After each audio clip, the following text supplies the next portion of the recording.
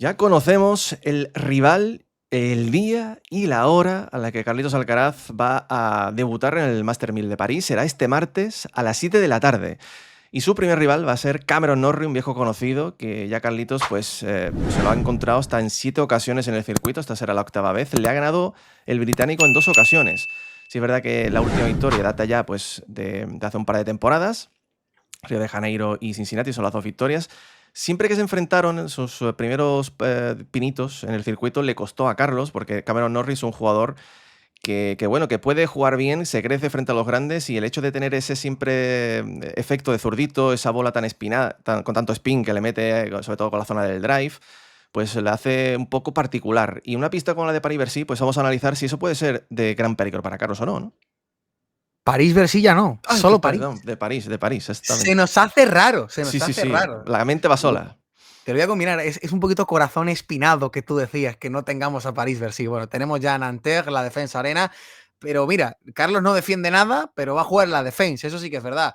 Me gusta este partido para empezar. Yo hablaba de Norrie, es un jugador pegajoso, ¿no? Yo creo que siempre Cameron Norrie es un buen adjetivo para definirlo, un jugador que te hace cositas diferentes con respecto al resto del circuito. Siempre una de las mayores cosas que destacan del tenis de Norrie es que su revés es el revés que menos margen tiene por encima de la red de media de todo el circuito, mientras que su derecha tiene un spin brutal.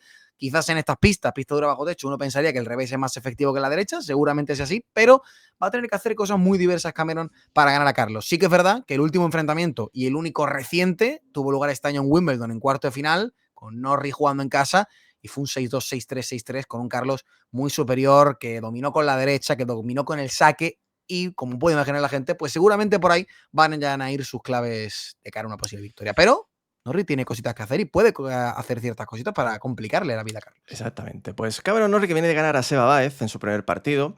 Ahora os iremos comentando cositas sobre eso. Vamos a analizar lo que pasó en este caso Cincinnati hace un par de temporadas, cuando Norrie le gana precisamente a Carlos. Esto fue un auténtico partidazo. Fue un partido, ya estáis viendo, 7-6, 6-7, 6-4 para el británico.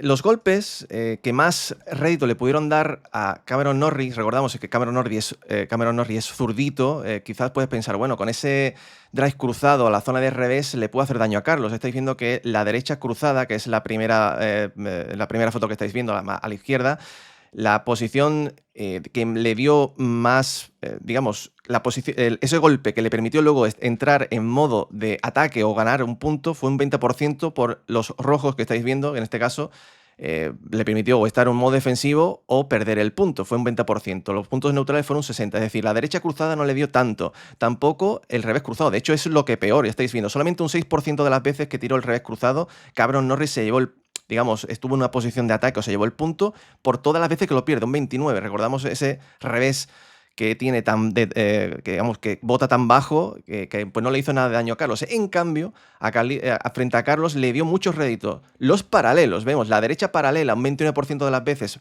en posición de punto ganador, un 20% perdiendo, y el revés cruzado, que es la parte central que estáis viendo, un 29% Magic de las veces ganaba el punto por solo un 11%. Es decir, a Norrie le puede venir bien frente a Carlos variar las direcciones, sobre todo por las zonas de los paralelos, ¿no?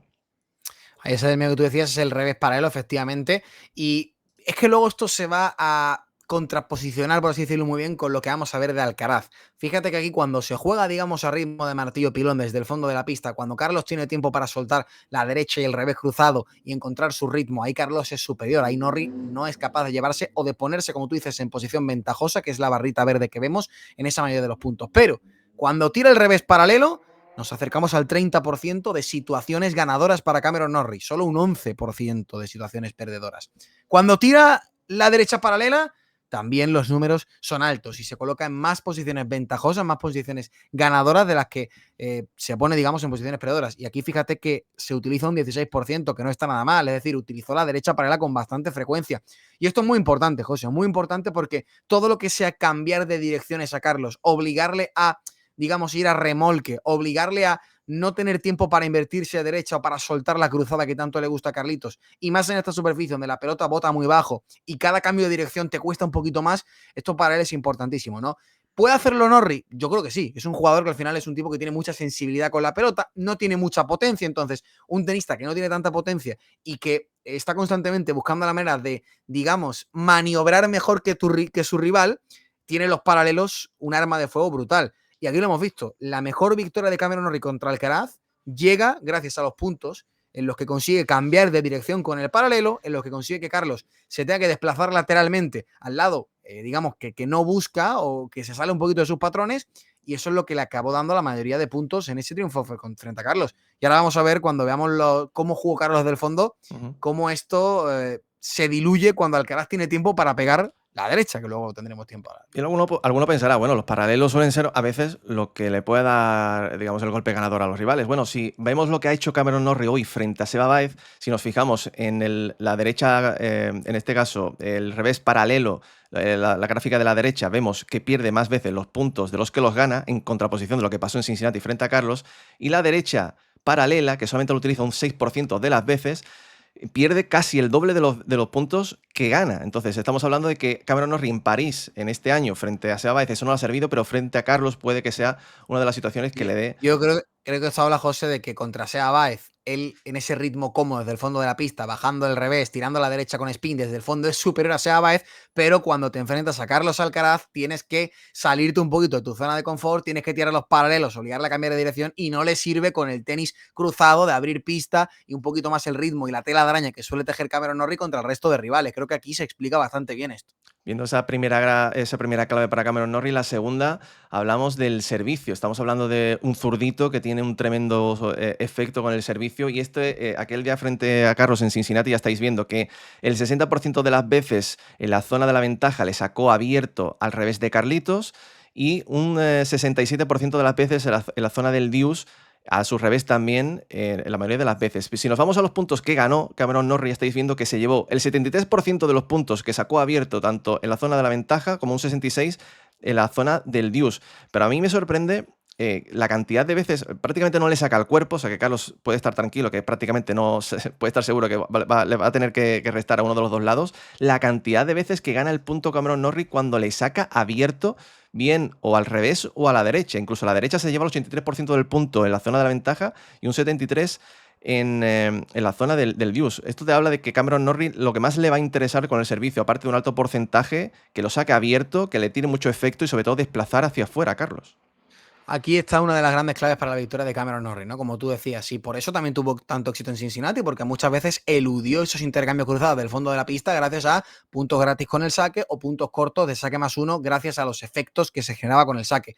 Fíjate, ¿no? Ese saque abierto en el lado de la ventaja, en el lado de la izquierda, para que la gente lo vea, en el que consigue más aces, por cierto, que son las bolas verdes, que consigue un par de aces, 73% de puntos ganados. Es un porcentaje altísimo para un tipo como Carlos, que cada vez está rezando mejor, que seguramente lo ponemos ahora y va a haber cierta mejoría en el resto de Carlos, no se puede confiar Norrie, pero aquí vemos los patrones de Cameron muy claros. Es un tenista que no le va a sacar al cuerpo al Alcaraz, que va a estar constantemente haciéndole averiguar de si te saco abierto o a la T en cualquiera de los dos lados, pero que normalmente siempre va a priorizar sacar a la zona del revés de Carlos y abierto en la ventaja. Carlos tiene que estar muy preparado para esto, ser consciente que le va a tocar dar un par de pasitos a la izquierda, porque ese saque abierto con el efecto de zurdo de Norrie es muy efectivo, y seguramente neutralizar este saque sea una de las grandes claves para que Carlos tenga un partido cómodo, mientras que para Cameron Norrie es que las estadísticas lo dicen todo. Es absolutamente capital que el primer servicio funcione, que el abierto realmente se acerque a las líneas y esté bien colocado, buen nivel de precisión, y a partir de ahí que ese porcentaje de puntos cortos le mantenga en el partido para luego desde el fondo hacer daño también al Alcaraz. Tiene un poco repaso de lo que pueden ser las claves de Cameron Norrie. La primera, como hablamos, es ese saque abierto del que estamos hablando. Luego poder entrar en pista y luego martirizar a Carlos o provocar el fallo. Aplicar esos paralelos, tanto de derecha como de revés, sobre todo con la derecha, que es la que más le puedo utilizar, va a la zona de revés de Carlos.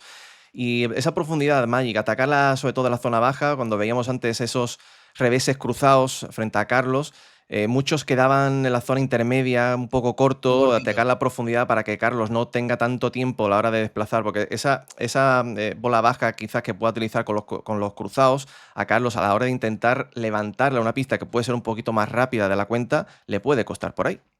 Sí, intentar no perder mucha pista, ¿no? Cuando se juega el cruzado, básicamente, que cuando Carlos tome la derecha cruzada, él, digamos, responda con cierta profundidad para que Carlitos no tenga mucho tiempo de ocupar la zona central y atacar inmediatamente, desbordar con la derecha invertida hacia el otro lado, ¿no? Al final, yo creo que para Norrie esos paralelos son absolutamente clave.